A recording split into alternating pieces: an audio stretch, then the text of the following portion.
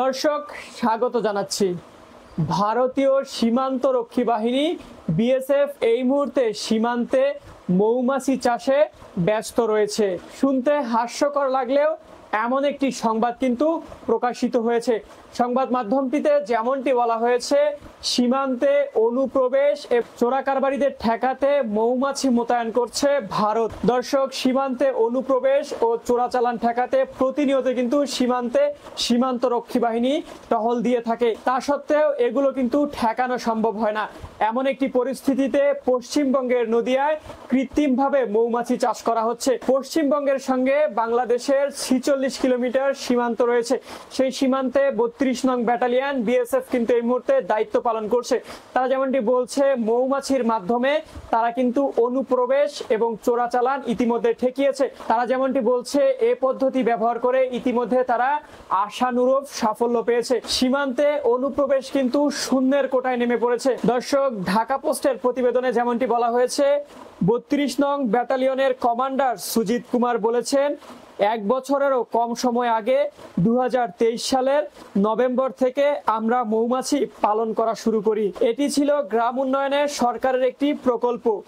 সীমান্তে অনুপ্রবেশ ঠেকাতে কি করা যায় সেই চিন্তা থেকে আমার মাথায় আসে মৌমাছি চাষের বক্সগুলো কাঁটাতারের বেড়ায় রাখা যায়। তিনি যেমনটি বলেন, আমরা প্রায় দেখি কাঁটাতার কেটে বাংলাদেশ থেকে অবৈধ অনুপ্রবেশ ঘটে। এছাড়া গরু চালান সহ অন্যান্য বিভিন্ন বিষয় ঘটে। আমরা খুবই অবাক হয়েছি যে সীমান্তে এসব বক্স রাখার পর সেখানে অনুপ্রবেশ এবং চোরাচালান শূন্যের কাছাকাছি চলে এসেছে। এই উদ্যোগে সফলতা পাওয়ার পর অন্যান্য ইউনিটও একই রকম ব্যবস্থা নেবে বলে জানিয়েছেন বিএসএফ এর এক কর্মকর্তা। আর যেসব জওয়ানকে মধু চাষ শেখানো হবে তারা অবসরের পরও জীবিকার জন্য এটি করতে পারবেন। দর্শক, বিএসএফ এর কর্মকর্তারা যেমনটি বলছেন, তারা এই পদ্ধতি ব্যবহার করে ইতিমধ্যে কিন্তু সফলতা লাভ করেছে।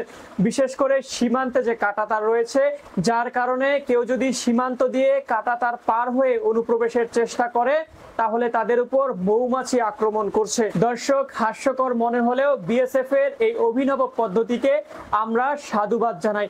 কেননা আজকেও কিন্তু ভারতীয় সীমান্তে বাংলাদেশি এক যুবককে হত্যা করেছে। তারা যদি সীমান্তে নির্বিচারে পাখির মতো বাংলাদেশিদের গুলি না করে এভাবে মৌমাছি চাষ করে তাহলে কিন্তু প্রাণে বেঁচে যাবে অসংখ্য বাংলাদেশি।